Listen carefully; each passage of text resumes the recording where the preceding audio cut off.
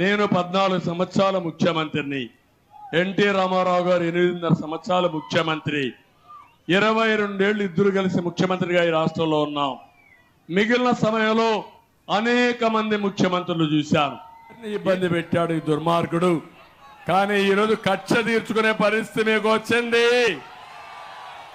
30 రోజులు సైకిల్ ఎక్కండి, తెలుగుదేశం, జనసేన, బీజేపీ జెండాలు కట్టుకోండి, ఒక గ్లాస్ కూడా తీసుకోండి. ఎక్కడన్నా దప్పికేస్తే నీళ్లు తాగడానికి, టీ కొట్టు కనపడిస్తే టీ తాగడానికి ఒక గ్లాస్ కూడా తీసుకోండి. పక్కనే కమలం పూగుడు పెట్టుకోండి, అందంగా ఉంటుంది. మీరు ముందుకెళ్ళండి, అడ్డొస్తే తొక్కుకుంటూ పోండి, సైకిల్ స్పీడ్ పెంచండి, కమలం వికాసం పెరుగుతుంది. ఎవరైనా అడ్డం వస్తే, గ్లాస్ మీదకి వస్తే ఆ గ్లాస్ పోయి వాళ్ళ గుండెల్లో చిక్కకపోయాడుగా, గుచ్చుకునేట్టుగా చేస్తారా అని మిమ్మల్ని అడుగుతున్నా. ఈ మీటింగులు చూస్తామంటే జగన్మోహన్ రెడ్డికి నిద్ర రాదు. ఇంకొక 4 టీవీలు పగల కొడతాడు రాత్రిలో. అదే జరుగుతుంది. రోజంతా ఖాళీగా ఉన్నాడు, టీవీలు చూస్తా ఉంటాడు. పిచ్చి పడుతుంది. పిచ్చి పట్టినప్పుడు టీవీ పగల కొడతాడు. ఎవడన్నా వస్తే వాడి పని అయిపోతుంది, ఇంక తల పగల కొడతాడు వాడిని. ఆ పరిస్థితి వస్తుంది. నేను అడుగుతున్నా, ఈ రాష్ట్రానికి ఎంత ద్రోహం చేశాడంటే, ఒక ముఖ్యమంత్రిగా ఉండే వ్యక్తి, నేను పోలవరం కేంద్ర ప్రాజెక్టు నేను వాళ్ళని మెప్పించాను. మెప్పించడమే కాకుండా ప్రధానమంత్రి కూడా అభినందిస్తున్నా. నేను ముఖ్యమంత్రి అయిన తొలి రోజు నేను ఢిల్లీకి వెళ్ళాను. ప్రధానమంత్రి గారిని, ఆ రోజు రాజ్నాథ్ సింగ్ గారిని, వెంకయ్య నాయుడు గారు ఉన్నారు. నేను ఒకే విషయం అడిగాను, పోలవరం ఇది నేషనల్ ప్రాజెక్ట్. ఇది అయితే 7 మండలాలు తెలంగాణలో ఉన్నాయి. తెలంగాణలో ఉండే మండలాలు ముంపుకు గురవుతాయి. మీరు 7 మండలాలు నాకు ఇవ్వకపోతే, తెలంగాణ అడ్డుపడితే పోలవరం పూర్తి కాదు. మీరేం చేస్తారో నాకు తెలియదు. నేను ముఖ్యమంత్రిగా ప్రమాణ స్వీకారం చేయను. ఆ 7 మండలాలు ఇస్తేనే నేను ప్రమాణ స్వీకారం చేస్తానని చాలా గట్టిగా చెప్పాను. చెప్పేది మొట్టమొదటిసారిగా చరిత్రలో మీరు గుర్తుపెట్టుకోవాలి.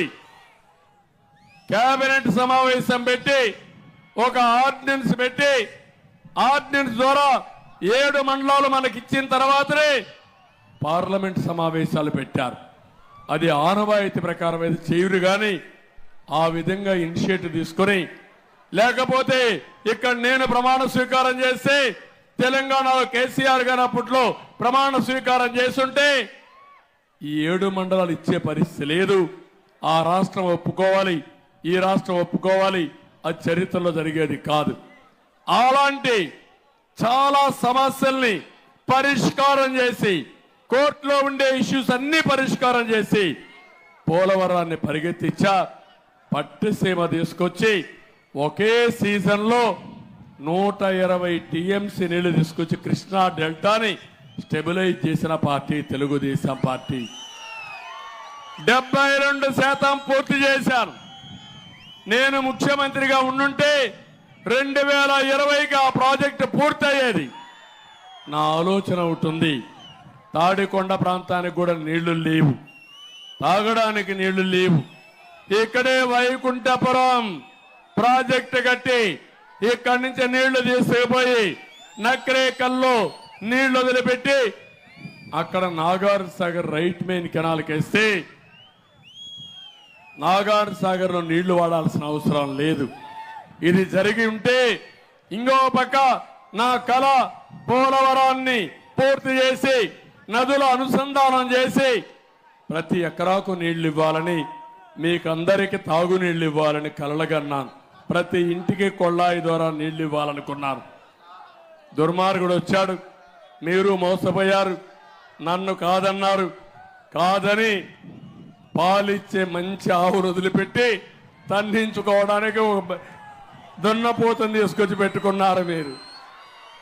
ఆ దున్నపోతు 5 ఏళ్లు తన్ని అలిసిపోయాం, బక్క చిక్కిపోయాం. ఇప్పుడు రోషం వచ్చింది. తిరిగి మనిషికి ఒక రాయి తీసుకొని ఏ దొరికితే తీసుకొని ఆ దున్నపోతుని చిత్తుగా ఓడించి ఆ ఫ్యాన్ అనే మాట లేకుండా చేసి మీరు ముందుకు పోవాల్సిగా కోరుకుంటున్నా. ఇదే కాదు, ఏం తమ్ముళ్ళు, ఏ తమ్ముడికైనా ఉద్యోగాలు వచ్చాయా అని మిమ్మల్ని అడుగుతున్నా. ఎన్నికల ముందు ఉద్యోగాలు ఇస్తున్నాడా లేదా అని మిమ్మల్ని అడుగుతున్నా.